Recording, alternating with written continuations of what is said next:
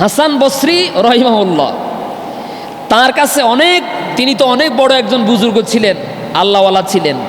তো এলাকার এক লোক এসে বলতেছেন, হুজুর, কি আমাদের এলাকায় হুজুরের কাছে, পীর সাহেবদের কাছে মানুষ বিভিন্ন সমস্যার জন্য যায় না? তো এখন এলাকার এক লোক এসে বলতেছেন, হুজুর, আমি খুব অসুবিধার মধ্যে আছি। ইমাম হাসান বসরি রহিমাহুল্লাহ তাআলা তখন বললেন, তুমি ইস্তেগফার করো। কি করো? কথা বলেন, ইস্তেগফার করো। কিছুক্ষণ পরে আরেকজন লোক আসলো, সে এসে বলছে, হুজুর, আমি খুব অভাবী, আমার অভাব সহজে ছাড়ে না। হুজুর তারেও বললেন ইস্তেগফার করো। আরেকদিন আরেক লোক আসলো, সে বলল, হুজুর, এত বছর হয়েছে বিয়ে শাদী করেছি, কিন্তু আমার এখনো সন্তান হয় না, আমার জন্য একটু দোয়া করেন। হুজুর বললেন ইস্তেগফার করুন। চতুর্থ দিন আরও এক ব্যক্তি আসলো, এসে বলছে, হুজুর, আমাদের জমিনের পাশে যে খালের মধ্যে পানি নাই, চাষাবাদ করতে পারি না, একটু দোয়া করেন। হুজুর বললেন ইস্তেগফার করুন। পঞ্চম দিন আরেকজন আসলো, এসে বলছে, হুজুর, জমিনের সব ফসলগুলো পুড়ে যাচ্ছে, বৃষ্টি নাই, আমাদের জন্য একটু দোয়া করেন। আপনারা কি এরকম হুজুরদের কাছে যান না দোয়ার জন্য?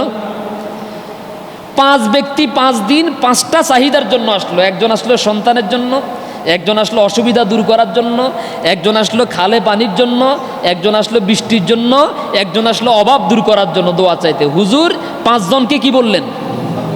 সবাই বলেন, 5 জনকে কি বললেন? ইস্তেগফার করো।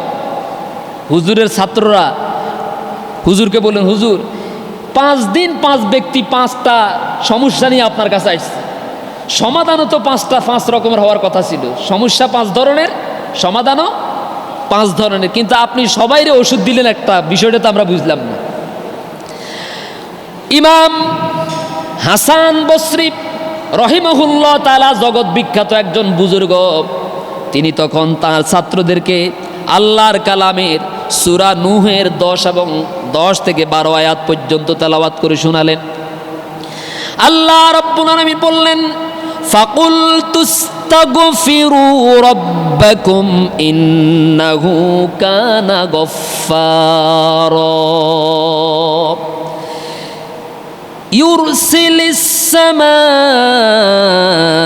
আলাইকুম মিদরারা ويمددكم بأموال وبنين ويجعل لكم جنات ويجعل لكم أنهارا سبحان الله। 5 ব্যক্তি জগৎ বিখ্যাত বুজুর্গ হাসান বসরি রহিমাহুল্লাহর কাছে 5টা সমস্যা নিয়ে আসলেন। হাসান বসরি রহিমাহুল্লাহ তাআলা 5 ব্যক্তিকে একই সমাধান দিয়ে দিলেন, ইস্তেগফার করো। 5 ব্যক্তির সমস্যা 5 রকম, সমাধানও তো 5 রকম হওয়ার কথা ছিল, কিন্তু তিনি বললেন শুধু ইস্তেগফারের কথা কেন বললেন? তিনি আল্লাহর কোরআন থেকে দলিল দিলেন। আল্লাহ রব্বুল আলামিন বললেন, তোমরা ইস্তেগফার প্রার্থনা করো তোমাদের আল্লাহর কাছে। সুবহানাল্লাহ।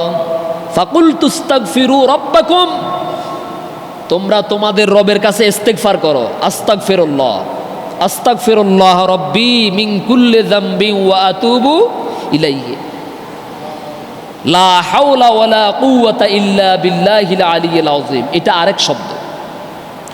তোমরা ক্ষমা প্রার্থনা করো, তোমাদের রব ক্ষমাশীল, তার কাছে ক্ষমা প্রার্থনা করো, তিনি তোমাদেরকে মাফ করে দিবেন। যদি তোমরা ইস্তেগফার করো তাহলে তিনি আসমান থেকে তোমাদের জন্য বৃষ্টি নাজিল করবেন। সুবহানাল্লাহ।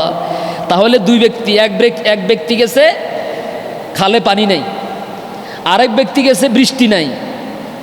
তাহলে ইস্তেগফার করলে, আল্লাহ বলছেন ইস্তেগফার করলে আসমান থেকে বৃষ্টি নাজিল করবেন। তো বৃষ্টি যদি নাজিল হয়, খালে কি পানি আসবে না? জমিনে কি পানি পড়বে না? তাহলে সমস্যার সমাধান আছে কি নাই কোরআনে?